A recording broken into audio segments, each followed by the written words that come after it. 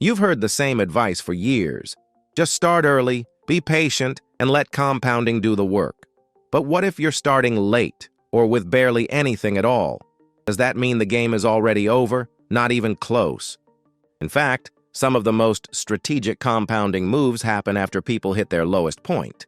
So, if you're staring at your account thinking, it's too small to matter, this video is going to flip that idea on its head. Let's talk about how to start smart, even if you feel behind. So, subscribe to the channel and let's dive in. Let's address the elephant in the room, because after everything we've covered, from the real reason compounding doesn't work with small sums in Part 1, to why reinvesting blindly can trap you in Part 2, to how the wealthy actually use timing and leverage in Part 3, and the emotional burden of starting late in Part 4, there's still one massive mental wall standing in the way for so many people. And it sounds like this. All of that sounds great, but I just don't have enough money to start. If that thought has ever crossed your mind, this episode is for you, and it's the reason we saved this video for last in our Compounding Comeback series. Because here's the hard truth. Compounding doesn't require millions to begin. It requires clarity, consistency, and a structure that respects your current reality, not your fantasy future. And if you haven't seen Part 1, 2, 3, or 4 of this Compounding Comeback series, I recommend watching them after this. You'll see how everything connects. Links are below the video. Let's rewind. When people say they don't have enough, what they really mean is, I don't believe what I have is enough to matter. That's not a math problem. That's a mindset problem. Because $5, $20, $100, when applied with strategy, can build a system that's more powerful than blindly throwing thousands into an index fund without understanding your goals, your risk tolerance, or your future needs. And that's what this final part is all about. Giving you the actual tools, structure, and mindset to start smart, even if you feel broke, behind, or unsure. You're not going to hear any magic here. Just math, method, and movement. So here's what we're going to do. In the next few lessons, we'll walk through the actual steps to get started, from setting up your first compounding structure, to understanding which habits matter most, to navigating the doubts that will inevitably show up. Because the truth is, starting small isn't weak, it's wise, when done right. And you don't need 10% returns overnight to win. What you need is the next move that builds the next habit that builds the next system. That's how the game actually starts. And that's where we go next. You will learn how to use compounding, even with little money. All right, let's say you're on board. You're ready to start compounding, not just in theory, but in practice. But now the question becomes, where do you actually begin? Not 5 steps ahead, not with $1 million portfolio, but right here, right now, with what you've got. Let's clear the noise, because this is where most people get stuck. They open YouTube, get hit with 15 videos telling them to invest in different ETFs, crypto, dividend stocks, growth stocks, REITs, and before they know it, they're doing nothing. Overwhelmed isn't a lack of intelligence, it's a lack of order. So here's your order. Step 1. Define your time horizon. Are you investing for a goal that's 3 years away, 10 years away, or retirement? That one question can eliminate 80% of the confusion. Step 2. Determine your level of risk tolerance. Be honest, not with what sounds smart, but with what lets you sleep at night. If your investment drops 20%, will you panic and sell, or will you stay the course? Now, step 3. Start with a flexible vehicle. This is where modern tools come in. If you're wondering, okay, but where do I even build a portfolio like this? Here's where I'd start.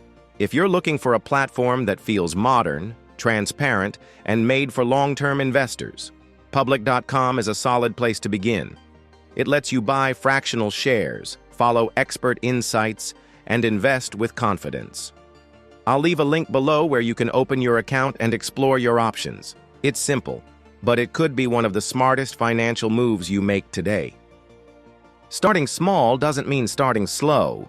In fact, when your strategy is clear, even $50 a month can teach you more than 10 years of passive scrolling. So before you worry about optimizing your return, start by optimizing your direction, because the right platform, paired with the right intention, is where real compounding begins. Let's now look at the next big mistake people make once they've started: chasing returns instead of building rhythm. Shall we continue? It's easy to fall into the trap of chasing the highest return. You open a chart, see something up 27% this year, and immediately think, that's where I need to be. But here's the quiet truth the wealthy understand. In the beginning, rhythm beats return, every single time. Let me explain. When you're just starting out, maybe you're investing $50, $200, even $500 a month. The actual return percentage isn't what makes you wealthy. It's the rhythm of your behavior. Are you contributing every month no matter what? Are you learning how markets move, how you react emotionally, how fees affect your account, and how to course correct? That consistency builds something far more powerful than a single high-return asset. It builds identity. You stop being someone who plans to invest and become someone who is an investor. And that shift, that's what compounds. Not just your money, but your momentum.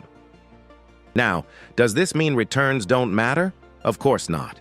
But obsessing over getting 12% instead of 8% while you're still early in the journey is like a runner worrying about sprint shoes before they've built stamina. It's rhythm that wins the race.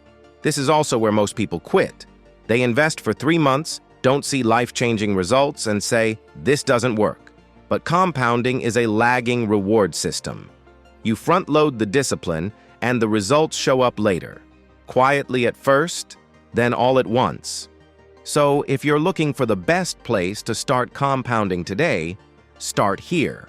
With a rhythm you can actually keep, whether that's weekly, monthly, or quarterly, make it automatic. That one decision, more than the perfect asset, is what builds wealth that lasts. Moving forward, let's talk about one of the most confusing decisions for new investors.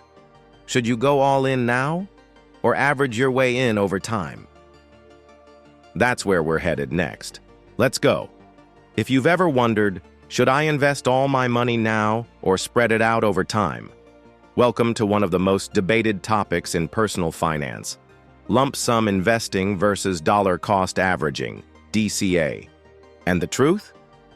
It depends on your situation, but most people are using the wrong strategy for the wrong reasons.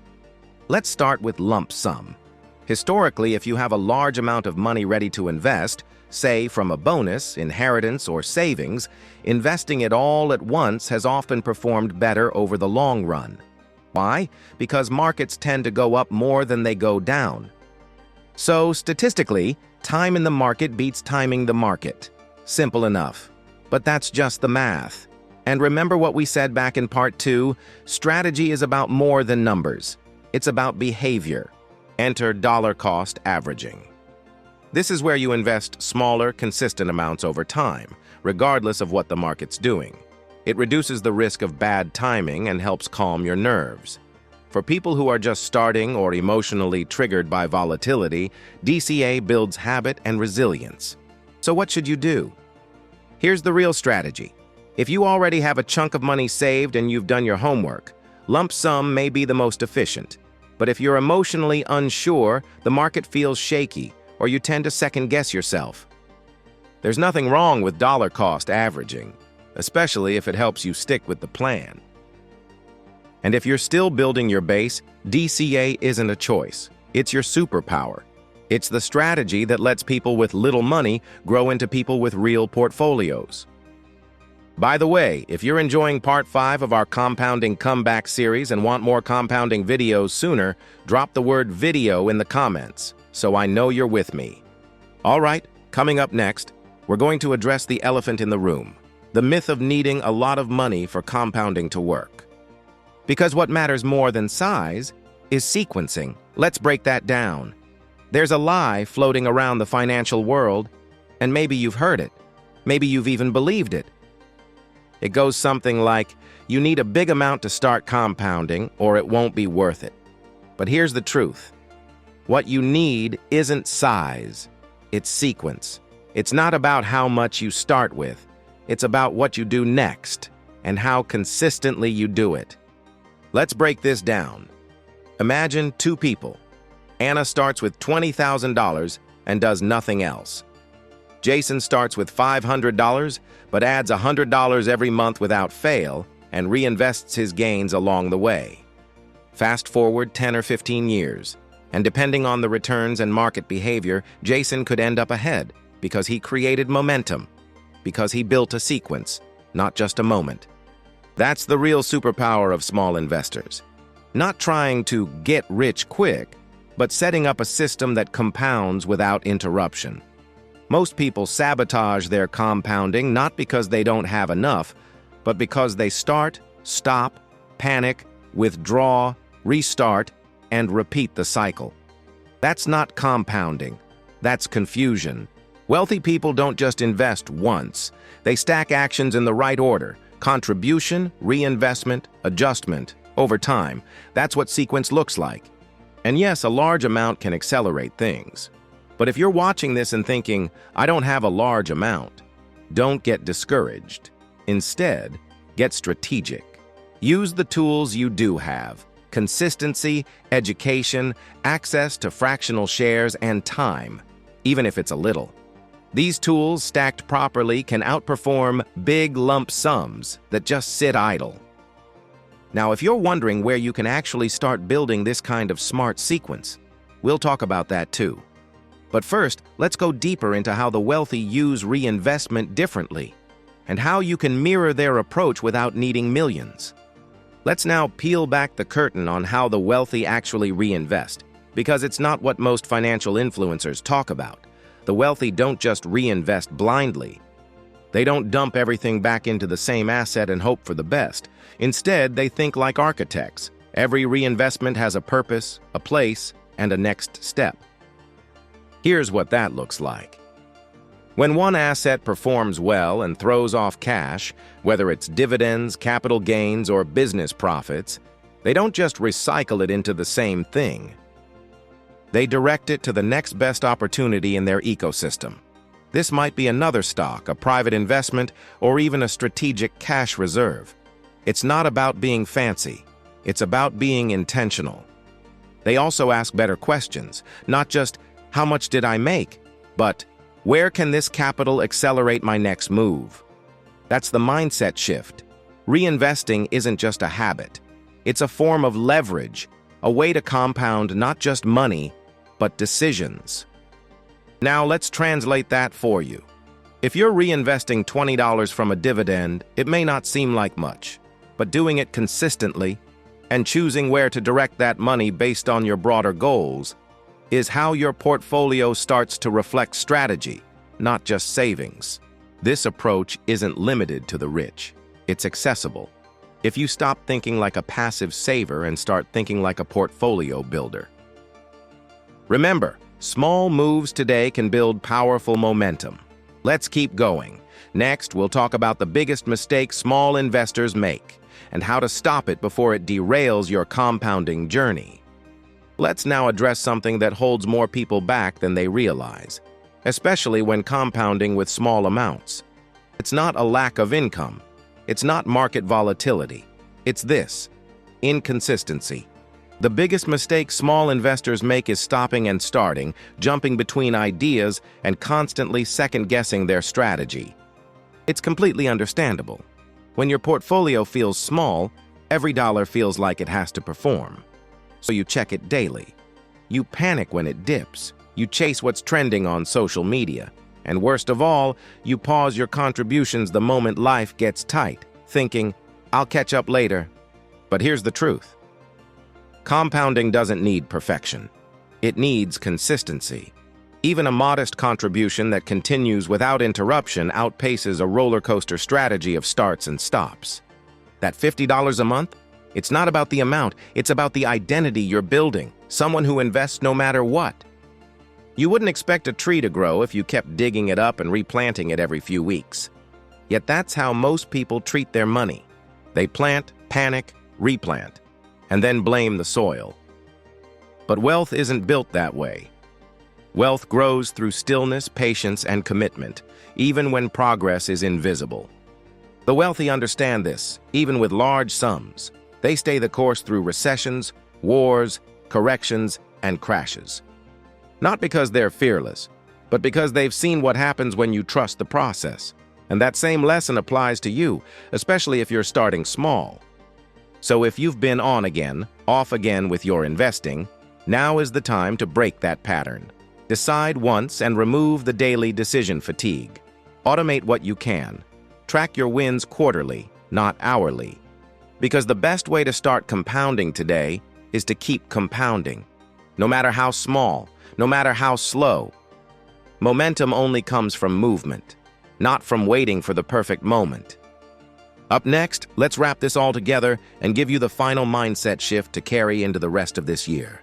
If you've made it this far, you're not just interested in money. You're interested in freedom, in agency. And that's exactly what compounding is really about. Not just growing numbers on a screen, but reclaiming control over your time, your future, and your choices. But to unlock that, you need a shift, a permanent one. Here it is. Stop asking, will this be worth it? And start asking, who am I becoming by doing this?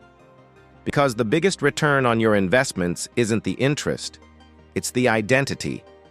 Each small deposit you make isn't just building your net worth, it's building your character, your consistency, your resilience. That's the real dividend no one talks about, the person you become in the process. And ironically, that's also what makes the money show up faster.